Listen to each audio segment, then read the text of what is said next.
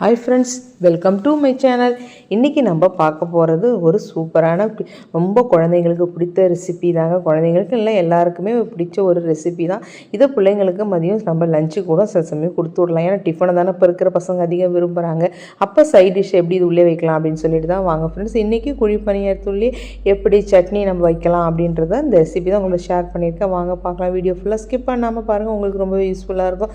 அதுக்கு முன்னாடி நம்ம யூனிக் ரங்கோலியன் குக்கிங் சேனலை இது வரைக்கும் சப்ஸ்கிரைப் பண்ணாதவங்க சப்ஸ்கிரைப் பண்ணிக்கோங்க. பக்கத்தில் இருக்க பெல் ஐக்கான் டச் பண்ணி ஆல் நோட்டிஃபிகேஷனை கொடுக்கும்போது நான் கொடுக்குற வீடியோ உங்களுக்கு ஒன்றே வரும் ஃப்ரெண்ட்ஸ். நம்மளோட சேனல் பிளேலிஸ்ட்டில் போய் செக் பண்ணி பாருங்கள்.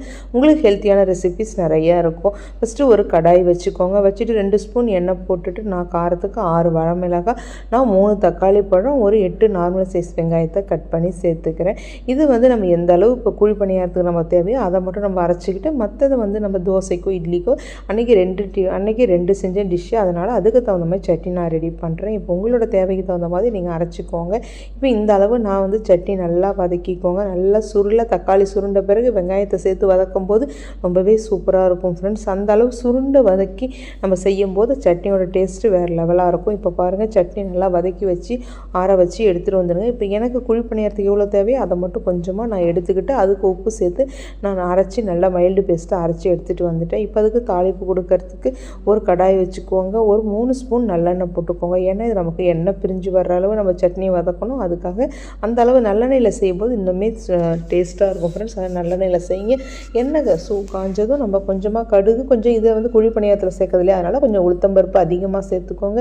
கொஞ்சமாக நம்ம கருவேப்பிலையை போட்டுட்டு நம்ம அரைச்சி நம்ம சட்னி அதில் சேர்த்துக்கோங்க. சேர்த்துட்டு கொஞ்சமாக மிக்சியில் தண்ணி ஊற்றி குலுக்கி எடுத்துகிட்டு அதையும் அதில் சேர்த்து நல்லா சுருளை வதக்கும் போது நமக்கு என்ன ஆகும், நல்லா சுருண்ட பதம் நமக்கு கொஞ்சம் எண்ணெய் பிரிஞ்சு வர்ற பதம் வரும். அதுக்காக நம்ம துவையல் பதத்துக்கு சுருண்டு வரணும்னு அவசியம் இல்லை. ஒரு திட்டமான பதம் வந்தாலே போதும். அந்த பதம் வந்ததும் நம்ம அடுப்பு ஆஃப் பண்ணிவிட்டு நம்ம அப்புறம் குழி பணியாரம் ஊற்றும் போது இது அதுக்குள்ளே கொஞ்சம் ஆறி இருக்குமா, அப்போ நமக்கு இன்னுமே நமக்கு சட்னி திக்னஸ் கொடுத்துரும். அந்த பதம் வர்ற வரைக்கும் நீங்கள் வச்சுருங்க. இப்போ பாருங்கள், லைட்டாக இலகலாக இருக்கா, நம்ம அப்படியே நான் ஆற வச்சுட்டேன். ஆறதுக்குள்ளே இப்போ நம்ம குழி பணியார சட்டியை வச்சுக்கிட்டு இப்போ ஃபஸ்ட்டு நான் குழி பணியாரம் நல்லெண்ணெயிலே போடலாம் அப்படின்னு சொல்லிட்டு, ஏன்னா மாவு நம்ம நல்லா புளிப்பாக இருக்கா, அப்போ நல்லெண்ணெயில் போடும்போது நல்லாவே டேஸ்ட்டாக இருக்கும். இதை பற்றி நம்ம எண்ணெயை போட்டுட்டு சுற்றி லைட்டாக ஒரு இது பண்ணிவிட்டு இப்போ பாருங்கள், சட்னி பாருன பிறகு எந்த அளவு திக்காக இருக்குது அப்படின்னு சொல்லிட்டு இப்போ நான் ஒரு கரண்டி எடுத்துகிட்டு கொஞ்சம் அதில் இருக்கிற மாவு கொஞ்சம் கொஞ்சமாக நான் அந்த குழி பணியார சட்டியில் கொஞ்சமாக சேர்த்துக்கோங்க. ஃபஸ்ட்டு ஃபுல்லாக சேர்த்துறாதீங்க, கொஞ்சம் அடியில் இருக்கிற மாதிரி கொஞ்சமாக சேர்த்துக்கோங்க. சேர்த்துட்டு அடுத்தது நம்ம சட்னி நல்லா அரைச்சி ஆற வச்சுருக்கோம் இல்லையா, அதை மேலே கொஞ்சமாக அப்படியே அது மேலே அப்படியே வைங்க. உங்களுக்கு எந்த அளவு நீங்கள் பசங்க சட்னி எந்த அளவு யார் விரும்புவா, காரம் எவ்வளோ இருக்குன்ற தகுந்த மாதிரி அது உள்ள நீங்கள் அப்படியே மேலே வச்சுருங்க. ஃபுல்லாக எல்லா பணியார சட்னிலையும் வச்சுட்டு மேலே திரும்பி அது சட்னி மூழ்கிற அளவு திரும்பி நம்ம மேலவும் மாவை வச்சிட வேண்டியதான்.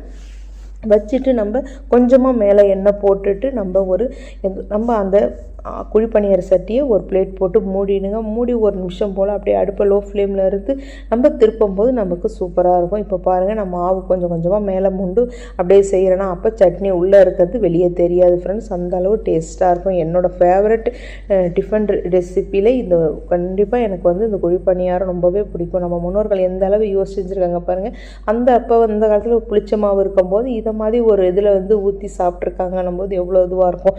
ஏன்னா அப்போலாம் நமக்கு ஃப்ரிட்ஜெலாம் கிடையாது. அப்போ மாவு ஆட்டிட்டு அன்னைக்கு முத நாள் இட்லி தோசைனா மறுநாள்லாம் புளிச்சு போயிருக்குமா. அப்போ இதை போல் நமக்கு முன்னோர்கள் இதை போல் வெங்காயம் தாளித்து கொட்டி இல்லை இதை போல் செஞ்சு தான் சாப்பிட்ருக்காங்க. அடிமாவை நமக்கு நல்லா புளிச்சு போயிருக்குமா.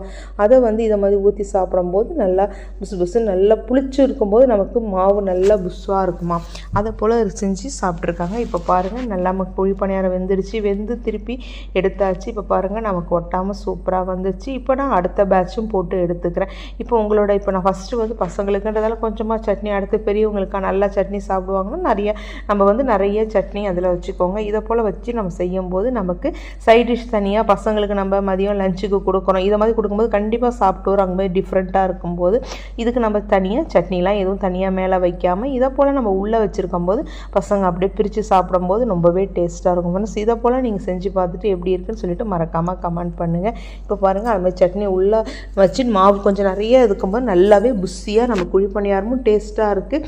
அதை மாதிரி நம்ம பிரித்து சாப்பிடும்போது சைட் டிஷ் தனியாக தேவைப்படல. நம்ம காய்கறிலாம் எதுவுமே நம்ம குழி பணியாரம்லாம் கார பணியாரம் என்ன பண்ணுவோம், கேரட் பீன்ஸ்லாம் தாளிச்சு கொட்டி கூட செய்வோம் இல்லையா. இதை மாதிரி சட்னி ரெசிப்பியை உள்ளே வைக்கும்போது நமக்கு எந்த ஒரு சைட் டிஷ்ஷுமே தேவையில்லை ஃப்ரெண்ட்ஸ். இப்போ பாருங்கள் நமக்கு சூப்பராக நான் குழி பணியாரம் செஞ்சு எடுத்துட்டேன். இப்போ உங்கள்கிட்ட நான் பிரித்து காட்டுறேன் பாருங்கள். உள்ளே வந்து அந்த லைட்டாக நமக்கு நம்ம வந்து நல்ல துவையல் பதத்துக்கு கொண்டு வராதால் நமக்கு லைட்டாக ஒரு ஈரப்பதத்தோடு இருக்கிறதால சூப்பராக இருக்கும் இந்த குழி பணியாரம்.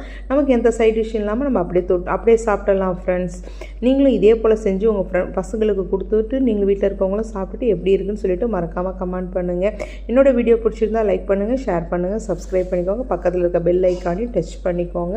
இப்போ க்ளோஸ் அப்லையும் காமிச்சிருக்கேன் பாருங்களேன் எந்த அளவு நமக்கு சூப்பராக இருக்குன்னு சொல்லிட்டு.